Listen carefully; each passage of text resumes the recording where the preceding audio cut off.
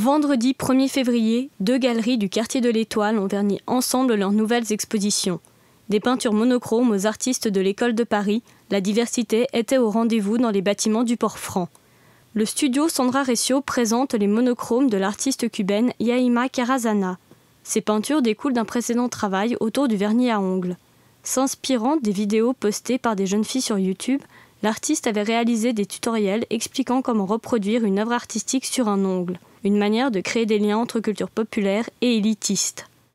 Traer cultura para todos, es decir, enseñar a la gente. Apporter la culture à tous, c'est-à-dire faire découvrir aux gens un type d'art, par exemple les arts plastiques, ou ce genre d'œuvres que l'on ne trouve que dans les musées, c'est un peu complexe, non?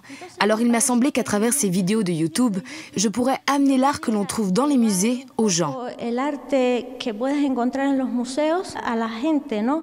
Ces monochromes s'inspirent d'une fascination des jeunes filles pour la couleur de vernis à ongles et pour leur appellation très spécifique. Están hechos como pensados como cuando uno pone un título a una obra de arte. Ces noms sont pensés comme lorsqu'on met un titre à une œuvre d'art. Donc cette série de peintures est construite sur une idée très simple. Utiliser des couleurs industrielles et à partir de celles-ci, réaliser une série d'œuvres uniques. A partir de aquí hacer una serie de obras únicas. À quelques pas du studio Sandra Recio, un autre univers. La galerie Jonathan Layani Fine Art expose des artistes de l'École de Paris.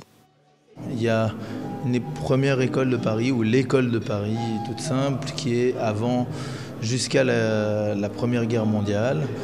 Et cette école de Paris s'articule autour d'artistes tels que Chagall, Picasso, Modigliani, Soutine, etc. La nouvelle école de Paris, c'est les artistes qui sont arrivés entre les deux guerres et c'est à partir des années 45.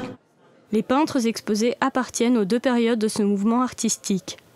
Ces artistes sont un peu moins connus aujourd'hui et voilà, j'ai voulu leur donner une petite attention et de les réunir ensemble. L'exposition Œuvres de l'École de Paris se terminera le 1er mars. Yaima Carazana exposera au studio Sandra Recio jusqu'au 15 mars.